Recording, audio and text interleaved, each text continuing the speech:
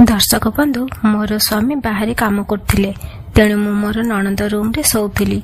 स्वामी नथिबारु मोर खूब मन हेउतिला। गोटे दिन जणे आम घर को भड़ारे रहिबाकू आसिला। से बहुत जवान एवं सुंदर थिला। थरे राति रे मु देखिली जे मोर नणंद तार रूम रे नथिला। मु ताकू खोजिली, देखिली से भड़ाटिया लोकर घरे लाइट जळुथिला। आउ से दुई जन को एकाठी देखी मु सही पाली नाही। मु कबाट खोली भीतर को पशिगली। परे से मते आउ मो नणंद को राति सारा संभाली रखिला। मो नाम रेखा। आमर छोट एक परिवार अछि जेउठारे मु मोर स्वामी, मोर सासु ससुर एवं मोर नणंद रहउछलु। मोर विवाह को 6 मास होईची।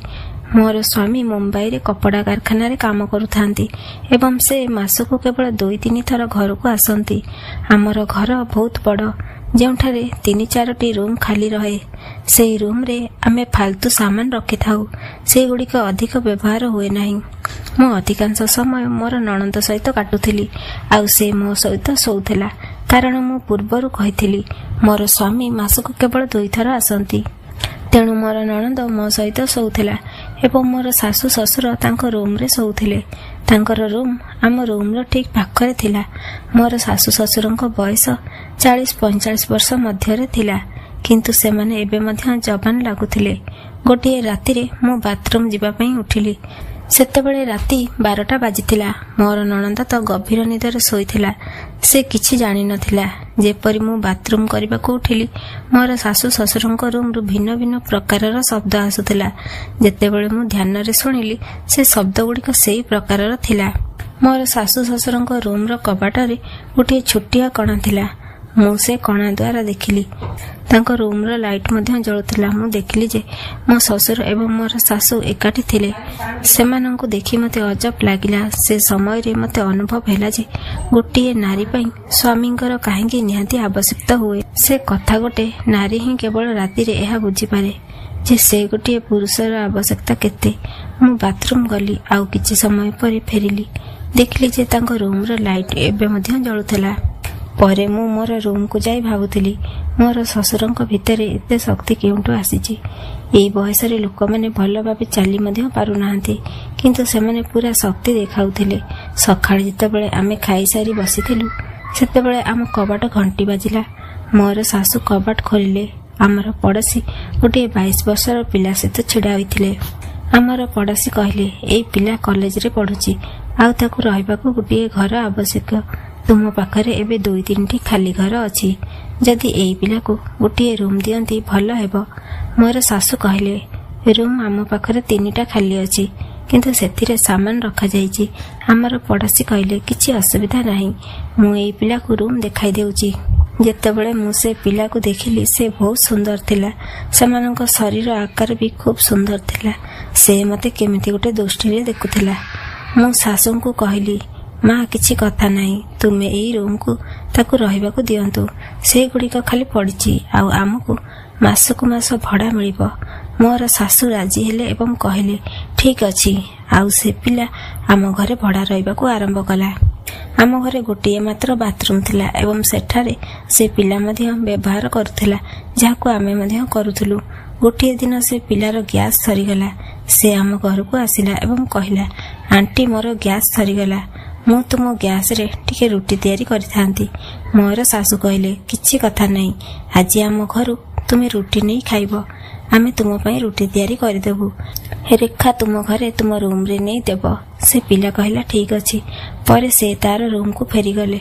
मोर सासु कहले, रेखा से पिला पई 4-5 पट रुटी तैयारी कर, डाली सब्जी तैयारी कर दे। मु कहली, ठीक अछि मम्मी। मु रुटी तैयारी करी प्लेट रे रखिली एवं ताकू देबाकू गली। मु तार रूम रो कबाट खटखट कली। से खोलिला एवं कहला, हाँ आसंतु भाभी। मु भीतर को गली एवं कहली, मु तुमर रुटी आनिची।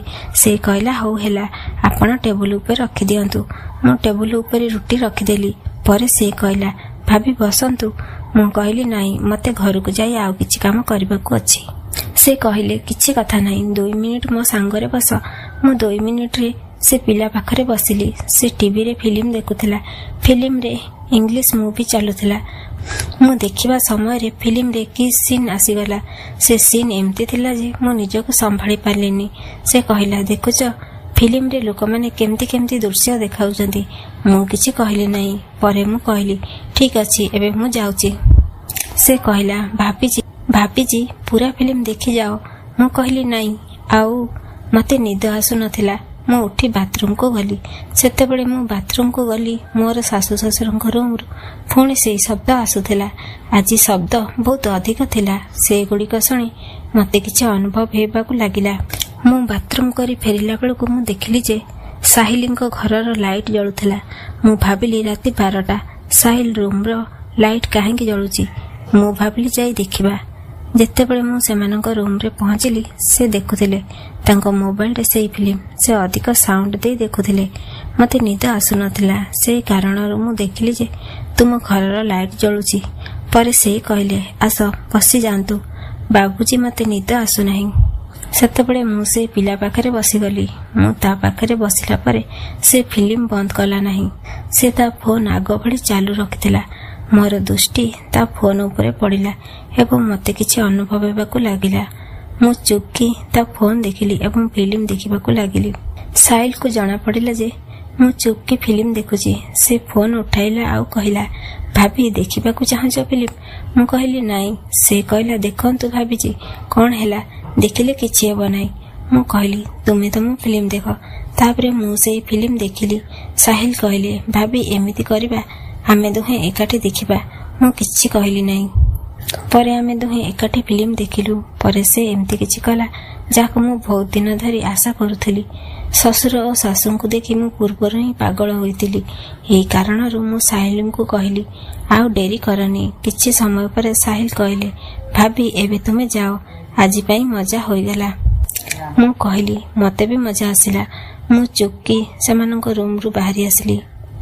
ପ୍ରଥମେ ଦେଖିଲି ଯେ କେହି ଚାହିଁ ନାହାନ୍ତି ତ, ଏବଂ ପରେ ଶୀଘ୍ର ମୋ ରୁମ୍କୁ ଯାଇ ଶୋଇପଡ଼ିଲି। ମୋତେ ନିଦ ଆସିଲା, ଯାହା ମୋତେ କେବେ ଆସୁନଥିଲା। ଏବେ ମୁଁ ପ୍ରତି ରାତି ସାହିଲଙ୍କ ପାଖକୁ ଯାଉଥିଲି। ଯେତେବେଳେ ମୁଁ ସାହିଲଙ୍କ ପାଖକୁ ଯାଉଥିଲି, ମୋର ଶ୍ୱଶୁର ପ୍ରତି ରାତି 12ଟାରେ କିଛି ଖେଳ କରିବାକୁ ଲାଗୁଥିଲେ।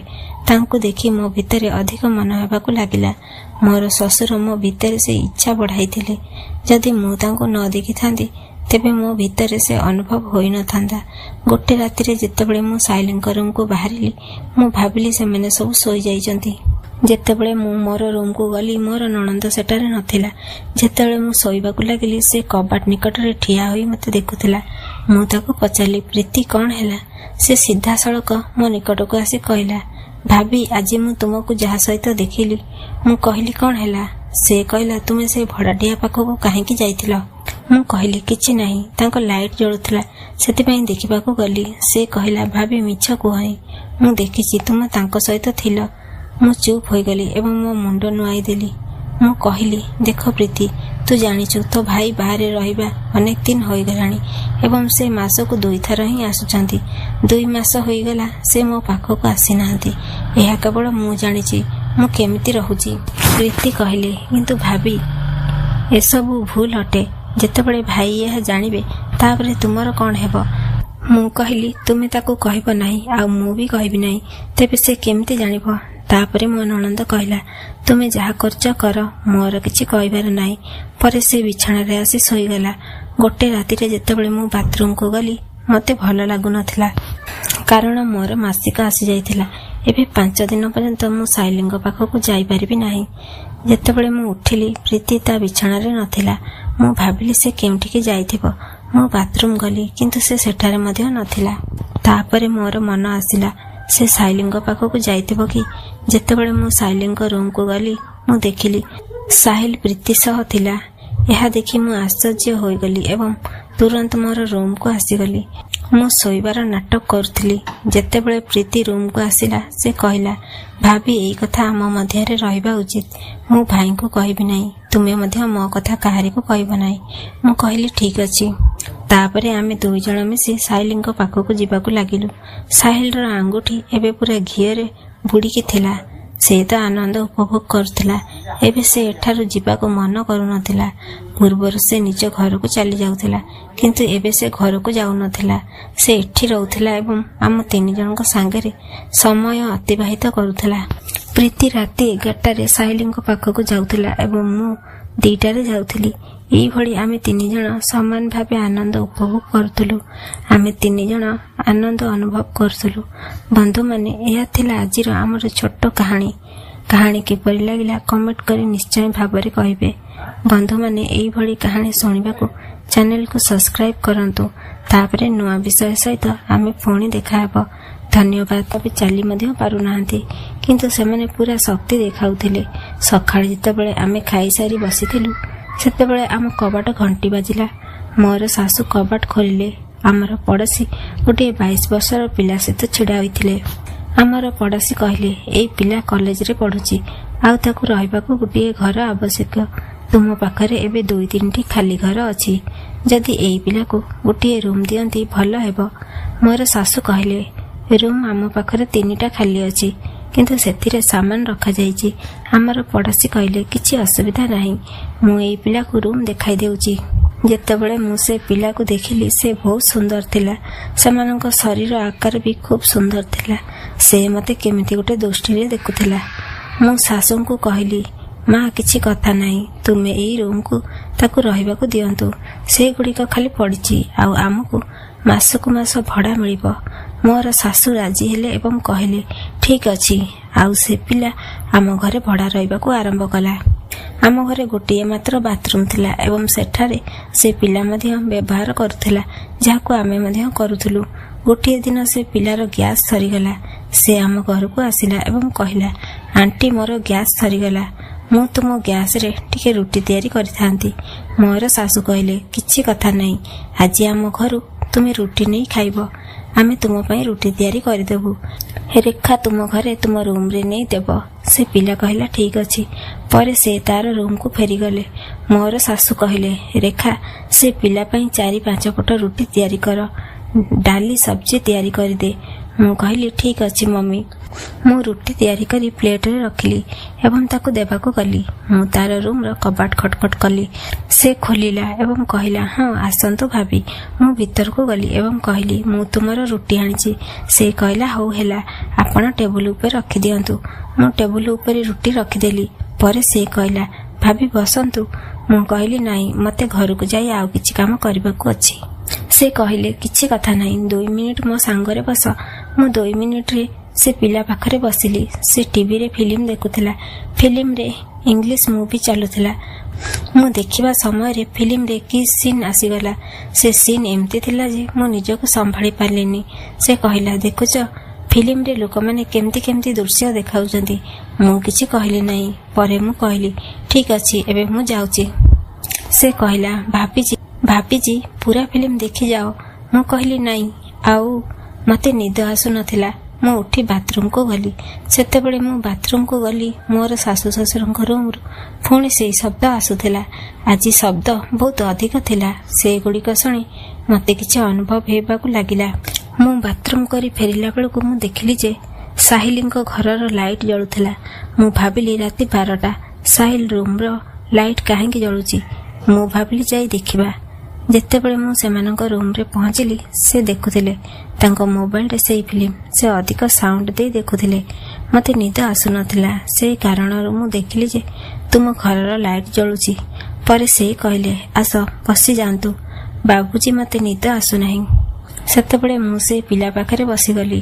ମୁଁ ତା ପାଖରେ ବସିଲା ପରେ ସେ ଫିଲ୍ମ ବନ୍ଦ କଲା ନାହିଁ। ସେ ତା ଫୋନ୍ ଆଗ ଭଳି ଚାଲୁ ରଖିଥିଲା। ମୋର ଦୃଷ୍ଟି ତା ଫୋନ୍ ଉପରେ ପଡ଼ିଲା ଏବଂ ମୋତେ କିଛି ଅନୁଭବ ହେବାକୁ ଲାଗିଲା।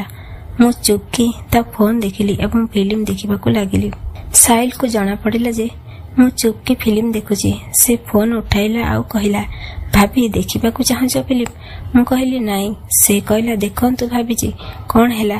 ଦେଖିଲେ କିଛି ହେବ ନାହିଁ। ମୁଁ କହିଲି, ତୁମେ ତ ମୋ ଫିଲ୍ମ ଦେଖ। ତାପରେ ମୁଁ ସେଇ ଫିଲ୍ମ ଦେଖିଲି। ସାହିଲ କହିଲେ, ଭାବି, ଏମିତି କରିବା, ଆମେ ଦୁହେଁ ଏକାଠି ଦେଖିବା। ମୁଁ କିଛି କହିଲି ନାହିଁ। ପରେ ଆମେ ଦୁହେଁ ଏକାଠି ଫିଲ୍ମ ଦେଖିଲୁ। ପରେ ସେ ଏମିତି କିଛି କଲା ଯାହାକୁ ମୁଁ ବହୁତ ଦିନ ଧରି ଆଶା କରୁଥିଲି। ଶ୍ୱଶୁର ଓ ଶାଶୁଙ୍କୁ ଦେଖି ମୁଁ ପୂର୍ବରୁ ହିଁ ପାଗଳ ହୋଇଥିଲି। ଏହି କାରଣରୁ ମୁଁ ସାହିଲଙ୍କୁ କହିଲି, ଆଉ ଡେରି କରନି। କିଛି ସମୟ ପରେ ସାହିଲ କହିଲେ, ଭାବି, ଏବେ ତୁମେ ଯାଅ, ଆଜି ପାଇଁ ମଜା ହୋଇଗଲା। ମୁଁ କହିଲି, ମୋତେ ବି ମଜା ଆସିଲା। ମୁଁ ଚୁପ୍କି ସେମାନଙ୍କ ରୁମ୍ରୁ ବାହାରି ଆସିଲି। ପ୍ରଥମେ ଦେଖିଲି ଯେ କେହି ଚାହିଁ ନାହାନ୍ତି ତ ଏବଂ ପରେ ଶୀଘ୍ର ମୋ ରୁମକୁ ଯାଇ ଶୋଇପଡ଼ିଲି। ମୋତେ ନିଦ ଆସିଲା, ଯାହା ମୋତେ କେବେ ଆସୁନଥିଲା। ଏବେ ମୁଁ ପ୍ରତି ରାତି ସାଇଲିଙ୍କ ପାଖକୁ ଯାଉଥିଲି। ଯେତେବେଳେ ମୁଁ ସାଇଲିଙ୍କ ପାଖକୁ ଯାଉଥିଲି, ମୋର ଶ୍ୱଶୁର ପ୍ରତି ରାତି 12ଟାରେ କିଛି ଖେଳ କରିବାକୁ ଲାଗୁଥିଲେ। ତାଙ୍କୁ ଦେଖି ମୋ ଭିତରେ ଅଧିକ ମନ ହେବାକୁ ଲାଗିଲା। ମୋର ଶ୍ୱଶୁର ମୋ ଭିତରେ ସେ ଇଚ୍ଛା ବଢ଼ାଇଥିଲେ। ଯଦି ମୁଁ ତାଙ୍କୁ ନ ଦେଖିଥାନ୍ତି ତେବେ ମୋ ଭିତରେ ସେ ଅନୁଭବ ହୋଇନଥାନ୍ତା। ଗୋଟେ ରାତିରେ ଯେତେବେଳେ ମୁଁ ସାଇଲିଙ୍କ ରୁମକୁ ବାହାରିଲି, ମୁଁ ଭାବିଲି ସେମାନେ ସବୁ ଶୋଇଯାଇଛନ୍ତି। ଯେତେବେଳେ ମୁଁ ମୋର ରୁମକୁ ଗଲି, ମୋର ନଣନ୍ଦ ସେଠାରେ ନଥିଲା। ଯେତେବେଳେ ମୁଁ ଶୋଇବାକୁ ଲାଗିଲି, ସେ କବାଟ ନିକଟରେ ଠିଆ ହୋଇ ମୋତେ ଦେଖୁଥିଲା। ମୁଁ ତାକୁ ପଚାରିଲି, ପ୍ରୀତି କ'ଣ ହେଲା? ସେ ସିଧାସଳଖ ମୋ ନିକଟକୁ ଆସି କହିଲା, ଭାବି ଆଜି ମୁଁ ତୁମକୁ ଯାହା ସହିତ ଦେଖିଲି। ମୁଁ କହିଲି, କ'ଣ ହେଲା? ସେ କହିଲା, ତୁମେ ସେ ଭଡ଼ାଟିଆ ପାଖକୁ କାହିଁକି ଯାଇଥିଲ? ମୁଁ କହିଲି, କିଛି ନାହିଁ, ତାଙ୍କ ଲାଇଟ୍ ଜଳୁଥିଲା, ସେଥିପାଇଁ ଦେଖିବାକୁ ଗଲି। ସେ କହିଲା, ଭାବି ମିଛ କୁହନି, ମୁଁ ଦେଖିଛି ତୁମେ ତାଙ୍କ ସହିତ ଥିଲ। ମୁଁ ଚୁପ୍ ହୋଇଗଲି ଏବଂ ମୋ ମୁଣ୍ଡ ନୁଆଁଇ ଦେଲି। ମୁଁ କହିଲି, ଦେଖ ପ୍ରୀତି, ତୁ ଜାଣିଛୁ ତୋ ଭାଇ ବାହାରେ ରହିବା ଅନେକ ଦିନ ହୋଇଗଲାଣି ଏବଂ ସେ ମାସକୁ 2 ଥର ହିଁ ଆସୁଛନ୍ତି। 2 ମାସ ହୋଇଗଲା ସେ ମୋ ପାଖକୁ ଆସିନାହାନ୍ତି। ଏହା କେବଳ ମୁଁ ଜାଣିଛି ମୁଁ କେମିତି ରହୁଛି। ପ୍ରୀତି କହିଲେ, କିନ୍ତୁ ଭାବି ଏସବୁ ଭୁଲ ଅଟେ। ଯେତେବେଳେ ଭାଇ ଏହା ଜାଣିବେ ତାପରେ ତୁମର କ'ଣ ହେବ? ମୁଁ କହିଲି, ତୁମେ ତାକୁ କହିବ ନାହିଁ ଆଉ ମୁଁ ବି କହିବି ନାହିଁ। ତେବେ ସେ କେମିତି ଜାଣିବ? ତାପରେ ମୋ ନଣନ୍ଦ କହିଲା, ତୁମେ ଯାହା କରୁଛ କର, ମୋର କିଛି କହିବାର ନାହିଁ। ପରେ ସେ ବିଛଣାରେ ଆସି ଶୋଇଗଲା। ଗୋଟେ ରାତିରେ ଯେତେବେଳେ ମୁଁ ବାଥରୁମକୁ ଗଲି, ମୋତେ ଭଲ ଲାଗୁନଥିଲା, କାରଣ ମୋର ମାସିକ ଆସିଯାଇଥିଲା। ଏବେ 5 ଦିନ ପର୍ଯ୍ୟନ୍ତ ମୁଁ ସାଇଲିଙ୍କ ପାଖକୁ ଯାଇପାରିବି ନାହିଁ। ଯେତେବେଳେ ମୁଁ ଉଠିଲି, ପ୍ରୀତି ତା ବିଛଣାରେ ନଥିଲା। ମୁଁ ଭାବିଲି ସେ କେଉଁଠିକି ଯାଇଥିବ। ମୁଁ ବାଥରୁମ ଗଲି, କିନ୍ତୁ ସେ ସେଠାରେ ମଧ୍ୟ ନଥିଲା। ତାପରେ ମୋର ମନ ଆସିଲା, ସେ ସାଇଲିଙ୍କ ପାଖକୁ ଯାଇଥିବ କି? ଯେତେବେଳେ ମୁଁ ସାଇଲିଙ୍କ ରୁମକୁ ଗଲି, ମୁଁ ଦେଖିଲି ସାହିଲ ପ୍ରୀତି ସହ ଥିଲା। ଏହା ଦେଖି ମୁଁ ଆଶ୍ଚର୍ଯ୍ୟ ହୋଇଗଲି ଏବଂ ତୁରନ୍ତ ମୋର ରୁମକୁ ଆସିଗଲି। ମୁଁ ଶୋଇବାର ନାଟକ କରୁଥିଲି। ଯେତେବେଳେ ପ୍ରୀତି ରୁମକୁ ଆସିଲା, ସେ କହିଲା, ଭାବି ଏଇ କଥା ଆମ ମଧ୍ୟରେ ରହିବା ଉଚିତ। ମୁଁ ଭାଇଙ୍କୁ କହିବି ନାହିଁ, ତୁମେ ମଧ୍ୟ ମୋ କଥା କାହାରିକୁ କହିବ ନାହିଁ। ମୁଁ କହିଲି, ଠିକ୍ ଅଛି। ତାପରେ ଆମେ 2 ଜଣ ମିଶି ସାହିଲଙ୍କ ପାଖକୁ ଯିବାକୁ ଲାଗିଲୁ। ସାହିଲର ଆଙ୍ଗୁଠି ଏବେ ପୁରା ଘିଅରେ ବୁଡ଼ିକି ଥିଲା। ସେ ତ ଆନନ୍ଦ ଉପଭୋଗ କରୁଥିଲା। ଏବେ ସେ ଏଠାରୁ ଯିବାକୁ ମନ କରୁନଥିଲା। ପୂର୍ବରୁ ସେ ନିଜ ଘରକୁ ଚାଲି ଯାଉଥିଲା, କିନ୍ତୁ ଏବେ ସେ ଘରକୁ ଯାଉନଥିଲା। ସେ ଏଠି ରହୁଥିଲା ଏବଂ ଆମ 3 ଜଣଙ୍କ ସାଙ୍ଗରେ ସମୟ ଅତିବାହିତ କରୁଥିଲା। ପ୍ରୀତି ରାତି 11ଟାରେ ସାହିଲଙ୍କ ପାଖକୁ ଯାଉଥିଲା ଏବଂ ମୁଁ 2ଟାରେ ଯାଉଥିଲି। ଏଇଭଳି ଆମେ 3 ଜଣ ସମାନ ଭାବେ ଆନନ୍ଦ ଉପଭୋଗ କରୁଥିଲୁ। ଆମେ 3 ଜଣ ଆନନ୍ଦ ଅନୁଭବ କରୁଥିଲୁ। ବନ୍ଧୁମାନେ, ଏହା ଥିଲା ଆଜିର ଆମର ଛୋଟ କାହାଣୀ। କାହାଣୀ କିପରି ଲାଗିଲା କମେଣ୍ଟ କରି ନିଶ୍ଚୟ ଭାବରେ କହିବେ। ବନ୍ଧୁମାନେ, ଏଇଭଳି କାହାଣୀ ଶୁଣିବାକୁ ଚ୍ୟାନେଲକୁ ସବସ୍କ୍ରାଇବ କରନ୍ତୁ। ତାପରେ ନୂଆ ବିଷୟ ସହିତ ଆମେ ପୁଣି ଦେଖାହେବ। ଧନ୍ୟବାଦ। The word comes from the Greek kosmetikos, which means skilled in ordering or arranging. It takes on a few different meanings depending on how it's used. 1. Everyday products, cosmetics. When used as a noun, cosmetics are substances applied to the body for cleansing, beautifying, or promoting attractiveness. Examples: lipstick, foundation, perfume, shampoo, deodorant, and moisturizer. The regulatory line. In the eyes of safety agencies like the FDA, cosmetics only affect the surface. If a product alters how the body physically functions, it crosses over into a drug. For instance, regular lotion is a cosmetic, but an anti-acne lotion containing medication is legally a drug because it treats a skin condition. 2. Medical procedures. In medicine, cosmetic describes elective procedures done strictly to improve aesthetics rather than for health reasons. Cosmetic versus reconstructive. A cosmetic surgery might involve a rhinoplasty, nose job, to change the shape for personal preference. In contrast, reconstructive surgery fixes a physical defect from birth or an injury to restore proper function. 3. Surface level changes, metaphorical. Beyond beauty, the word describes changes to objects, software, or structures that are purely superficial.